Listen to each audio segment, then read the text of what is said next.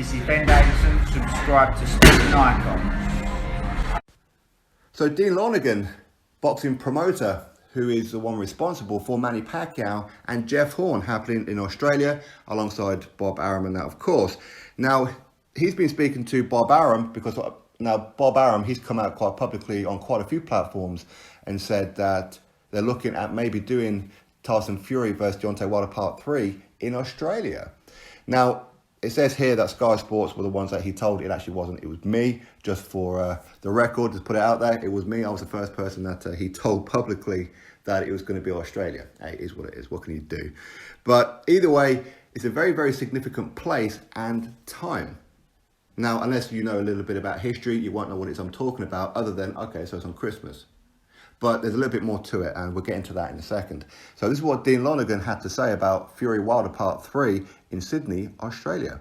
When Bob came out and said that we are talking to our friends in Australia, I'm the one he's talking to. It's my proposal. I'll put it to him with budgets, how we do it, the whole lot. Bob has been an incredible partner and ally for me in the world of boxing.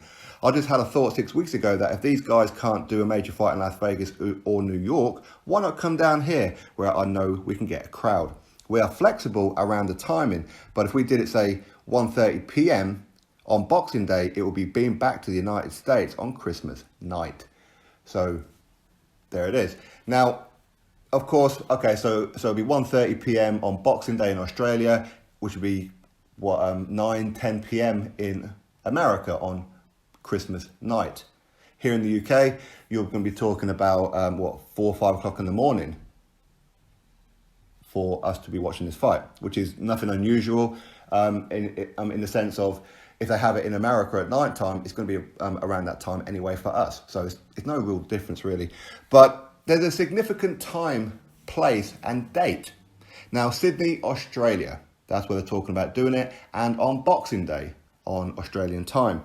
And 1908, Jack Johnson defeated Tommy Burns at Rushcutters Bay to become the first ever black heavyweight champion of the world in Sydney.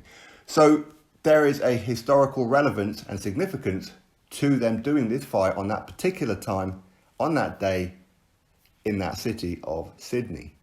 Now, that's going to light a little bit of a fire under Deontay Wilder to really want to perform, because he was part of the pardoning of Jack Johnson when he went to the White House alongside Lennox Lewis, Sylvester Stallone, and Jack Johnson's family with President Donald Trump. So this is going to be, we know that Deontay Wilder, he's very, very passionate about the history of African Americans and all that kind of thing. So him doing that, following in the footsteps or a shadow of the very first ever black heavyweight champion of the world, where he won that belt in Sydney, Australia, that's going to light a little bit of a fire under him. Now, I don't foresee that having too much of a change of an outcome, because I do think that Tyson Fury is going to absolutely batter him again.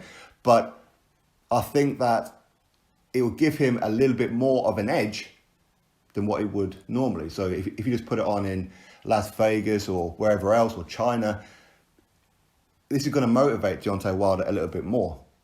It's not going to make him too much more dangerous, but maybe hang on for a couple more rounds, taking a bit of a beating. But Wilder, you never know, with that big right hand, he could put the lights out of anybody, couldn't he? So either way, it's a significant time and place for this particular fight. So is it a good idea that they do that? I don't know.